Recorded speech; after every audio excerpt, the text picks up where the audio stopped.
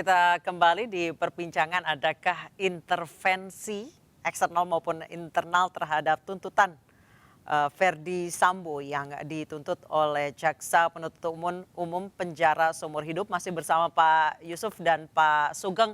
Saya ke Pak Yusuf untuk mengawasi gejolak di kepolisian, karena pastinya tidak dapat dipungkiri pasti terjadi gejolak di kepolisian karena banyak sekali yang loyalis dan juga yang justru ingin Sambo dihukum maksimal. Ya, apa yang disampaikan oleh Pak Teguh itu tentu sebagian itu bisa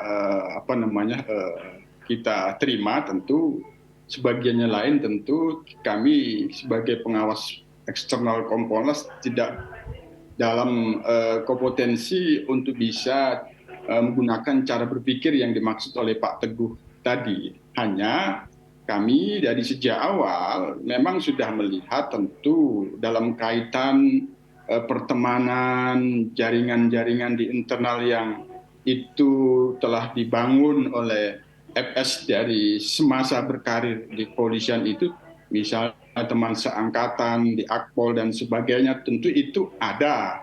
Hanya yang kami pantau sementara ini itu ya mereka cukup prihatin. Nah, tentu di antara jaringan-jaringan yang ada yang akan dikhawatirkan bisa mendukung dan bahkan membantu apa yang diinginkan oleh katakanlah dari pihak FS agar itu vonisnya ringan walaupun dinyatakan hukum bersalah, ini tentu kami sudah koordinasikan dengan pihak pengawas internal terutama pihak Propam agar ada masukan-masukan dari masyarakat yang itu diduga bisa terkait untuk bisa memberikan dukungan atau apapun yang itu menjadi kontraproduktif bagi reputasi dan kredibilitas institusi agar itu terus diawasi. Nah, jangan sampai ada bagian dari gerakan yang terlibat untuk bisa, katakanlah itu diduga mengintervensi. Hanya sampai sejauh ini, Anissa, kami dari Kompolnas terus melakukan pemantauan, belum mendapatkan satu indikasi-indikasi yang kuat ada oknum-oknum anggota, katakanlah itu yang diduga terkait dengan pertemanan dan jaringan itu turut melakukan hal-hal yang bisa menimbulkan apa yang dimaksud gerakan bawah tanah ataupun mengintervensi jaksa penuntut umum ataupun hakim. Itu sementara. Baik, Anissa. Pak Sugeng, Anda sudah punya indikasinya atau bahkan namanya? Boleh dibeberkan kepada kami? Saya tidak bisa membeberkan, walaupun saya ada informasi, tapi kan itu sekedar informasi yang belum teruji ya. Tetapi indikasi bahwa arah upaya supaya Sambo tidak mendapatkan maksimal itu kan kita lihat dari yang saya sebutkan salah satunya tadi ya. Yang kedua soal disparitas sanksi hukuman. Nah, tuntutan jaksa adalah ditolak daripada nanti hakim membuat putusan. Nah, disparitas ini terkait dengan pemberian sanksi yang berbeda untuk para terdakwa dalam kasus yang sama.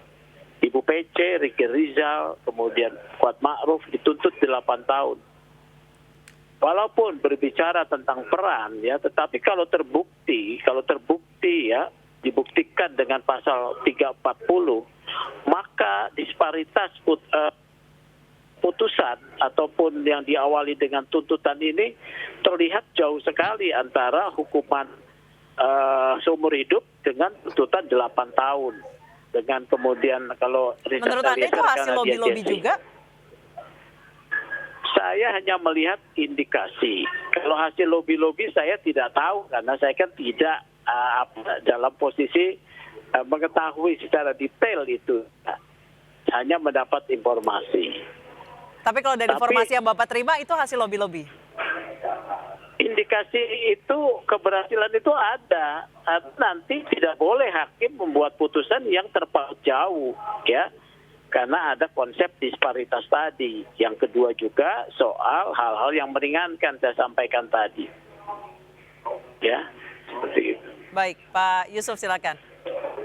Ya, tentu dalam proses penegakan hukum terkait dengan hukum pidana kan menganut ajas praduga tidak bersalah sampai ada putusan yang berkekuatan tetap, putusan pengadilan yang berkekuatan tetap.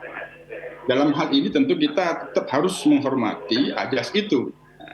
Hanya yang akan terjadi apakah hakim ada yang mengintervensi dan kemudian hakim itu mengikuti yang mengintervensi, tentu dari pihak yang mengintervensi kemungkinan-kemungkinan itu ada.